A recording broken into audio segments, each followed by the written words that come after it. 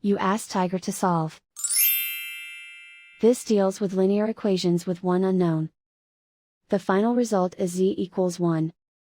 Let's solve it step by step. Simplify the expression. Expand the parentheses. Simplify the arithmetic. Group all constants on the right side of the equation.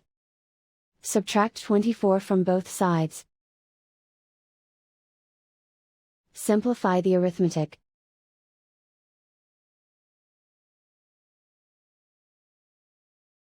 Isolate the z. Divide both sides by 8.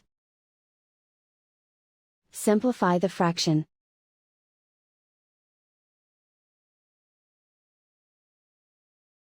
And so the final result is z equals 1.